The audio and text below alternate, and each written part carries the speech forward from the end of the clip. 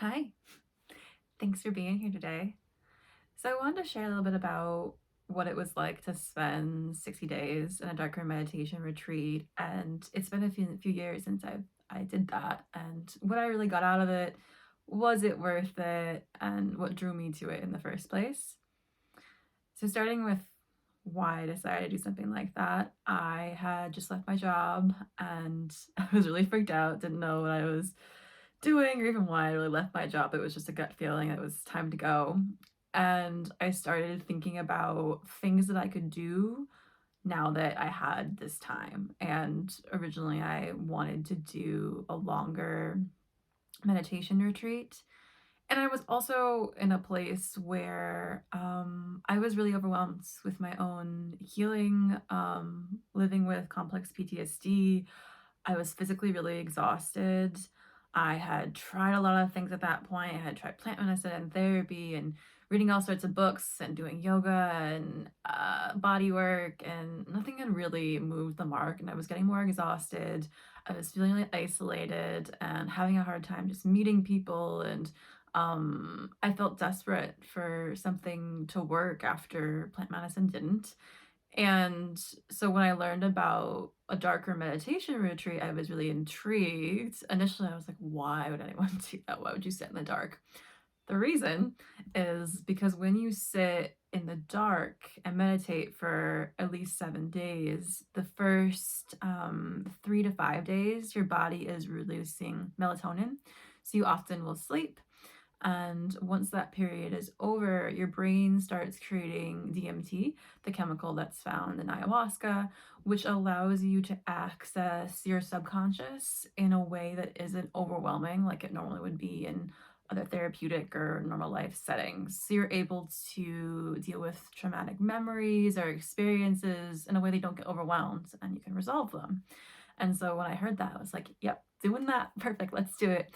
And really, my whole intention around doing the retreat was around trying to feel self love, thinking that was the thing that was really preventing me from connecting in the way that I wanted to. And I was kind of under the idea of like, well, if I just love myself, I won't need anybody else. I'll just have me and that'll be good. And that's where I was at the time. And so that's why I decided to do the retreats. And in terms of like the logistics of what a dark room meditation is or what it looks like, you're in kind of a 1 bedroom studio. There's a bed, there was a futon. It's a curved building, so there's a counter against the wall with a stool, which is where you ate your meals. And in the back of the counter, there's a cupboard, kind of a door, like a two-way sliding door that has a compartment where you open it on one side, and that's where you receive food or any sort of things you may need. And there's a bathroom and a shower and all of that. And there's water in the space, and you don't come out the entire time you're in the space. You don't talk to anyone. You can write notes if you need things and slip them through that same compartment, but all your meals come in through there. You're not trapped in the space either. You're not locked in. You can open the door anytime. Um, and you just do whatever you want in the space. There's not really a wrong way to do it. And originally, I was not intending to spend a solid 60 days in the space.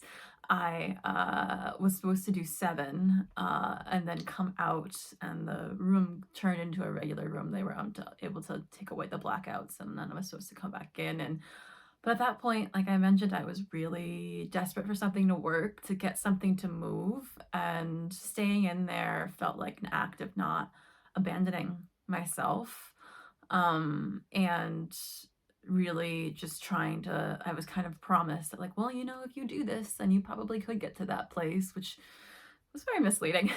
And so I was really, yeah, determined to stay in there. And it was such a paradoxical experience of being incredibly mundane a lot of the time, while also being um, just a really outer body experience. A lot of it was just like recollecting kind of my life and categorizing things and noticing patterns and memories and just doing like a big like cleaning out of the database and reorganizing things. There was also a lot of distraction that came up and like redirected anger. So I was really convinced I wasn't being fed, which I think was true for part of it. And I focused all of my energy on being so angry and how I was going to get my money back. And um, there was also, I was convinced there was a bat in the room for a while because I had heard it hit the walls and I thought I heard it flying around, and there wasn't. And there's also points where I thought I could see my hand and see the room, and I couldn't. So it was really insightful to see how our brain tries to, how good our brain is at keeping us safe from things that are overwhelming. And how much sometimes things really are an illusion. And I think that was a really powerful way of seeing that. But I think the biggest thing that came out of it was like, there was nowhere to go. You couldn't have anything in there. There was no internet, no phone. There was nothing to do. So you really just had to be with yourself. And that meant really being with all of the emotions, all of the physical sensations that came out of that. And that was definitely the hardest part. My experience is really, really physical for a lot of it. I had huge amounts of like energy and sensations and aches and pains, crazy headaches, extreme constipation, just like really uncomfortable body sensations and experiences throughout most of the experience. As I was Your body's releasing cortisol also as you're going through this. It's kind of like a you're going into a diagnostic mode where your body just really takes over and you realize how much you really don't have control, and how much your body is doing so many things that you're not even aware of. Um, and so while all that was happening, the physical sensations, there was a lot of emotions coming up as well, and there was nowhere to run from them. And so I really had no choice but to be with them. And there was certain points where I didn't like to be on the floor because there was little lizards and things and scorpions in the room. So I didn't like the idea of them falling on me. So I stayed pretty much in the bed most of the time and did sitting meditations. And when I started doing mainly like counting meditations, like counting to like 100 and then starting over, um, I started to get all this energy pulsing through my body, and to the point where there was so much energy at some points my body became paralyzed as it was just releasing, and then it would let go of it. And it was really intense. It was really hard to stay with. There was one moment after it, I would notice I would have a big release when I would see bright green after something came out. And after one particular one, I saw like a giant lizard take over the room. Um, and there was also like pretty strong feelings of like not wanting to be alive, feeling really hopeless, feeling like no one cared. And I was forced to like sit with those feelings all the way to the end. And what that did, because there was no way I could harm myself or leave, I got to see the cycle of emotions, and how if you really stay with them and you don't move and you're really present with them and you're not trying to make them go away and you're compassionate and you listen, they move really quickly. It's just so often we have so many distractions or other things in the way that don't allow us to do that. And it was such a valuable lesson. I was like, oh, these things do just come and go like waves. Um, so that was a really big insight. I also have been convinced because of my experience with ayahuasca that I was going to be hallucinating. And I had a very specific idea of what that meant to hallucinate based on my experiences with plant medicine. And so I was convinced throughout the whole experience that I was doing it wrong, that I wasn't in the stage where you're in the DMT stage. So I was really waiting for that transition point, and it never happened. And I was like, oh, my body must be broken. There must be something wrong with me. I'm just going to keep going. They actually had to kick me out. I wanted to stay another month. So yes, that would have been 4 months in the dark, or 3 months in the dark room. And I realized when I got out, as I was talking to the owner of the space, and telling him about this experience. He's like, well, no, it's not like normal hallucinations. And I realized I had been hallucinating from the beginning. It just was different. It was like images that were it was a whole black background and there was like a light purple shade, and so I was seeing different like moving buildings. I saw like my ancestors looking down on me. The space itself changed. A lot of the times it looked like a yeah, like a cave underground. But I was so convinced that it needed to be like ayahuasca level hallucinations because that's what I read online. And that definitely changed my experience having those expectations and feeling like I didn't meet them.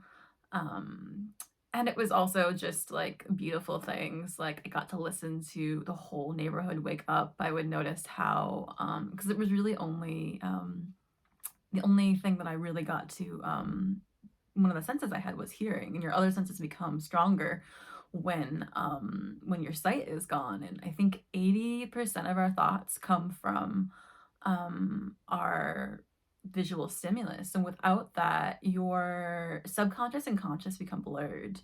And so along with that, your senses are heightened. And so hearing sound was a big part. I would hear the neighborhood wake up. I was living in Mexico, so it was like the first thing I would hear would be like some chickens, and then maybe some dogs, and then I would hear the neighbors like clinking with like pots and pans, and then I'd hear roosters, and then the street would start to go, and then I'd hear my neighbor, and it was this like really beautiful, gentle way of waking up that I would have never noticed had I not been there without other stimulation. And so that was really beautiful. Sensations also became much stronger. So like warm water was really lovely, smell, taste, all those things became much stronger. In terms of now that it's been a minute, what I got out of that, and when I do it again, I remember when I came out, I was really frustrated and angry, because they, like I mentioned, they were trying to kick me out, and I felt like I didn't get to where I wanted to go. I had this idea that I wasn't hallucinating. I definitely didn't get to the place with self-love. Um, and I think looking back on it, like so many other experiences that are like this that promise something really big happening really quickly, like plant medicine, like other like yoga or meditation retreats or other modalities that promise this big release happening very quickly. um that is not how healing works. Healing happens in small bits over time because so often when trauma happens, it's big and overwhelming. So to do something that's equally big and overwhelming for healing, it won't integrate. You'll just get overwhelmed again and potentially re-traumatize yourself. Um, so I think in some ways I was a bit naive in terms of my ability to do that. And I wasn't an experienced meditator by any means. And so I think I spent a lot of time avoiding doing the work. Um, and I definitely learned how to be with myself. I learned how to be with my sensations. I learned how to handle discomfort. I learned how to not move away from pain. And that was a really, really valuable skill set.